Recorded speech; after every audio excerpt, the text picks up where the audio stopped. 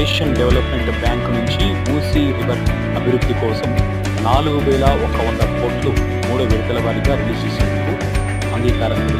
ఈ నేపథ్యంలో అక్కడ స్కై వాక్లు కావచ్చు, లేదా ఇతరత్ర అండర్వేలు కావచ్చు, ఇన్ఫ్రాస్ట్రక్చర్ కావచ్చు, ఇంకా మూసీ నది ఒడ్డున డెవలప్మెంట్స్ కోసం అనేక కార్యక్రమాలు రూపొందించేందుకు సిటీని ఒక ఐకానిక్ ల్యాండ్మార్క్గా రూపుదిద్దేందుకు ఈ ఫండ్స్ వినియోగించనున్నట్లు అటు ప్రభుత్వం కూడా ఒప్పందం కుదుర్చుకుంది. ఈ నేపథ్యంలో ఏషియన్ డెవలప్మెంట్ బ్యాంక్ దీనికి అంగీకరించినట్లు కూడా మనకు ముందస్తు సమాచారం ఉంది.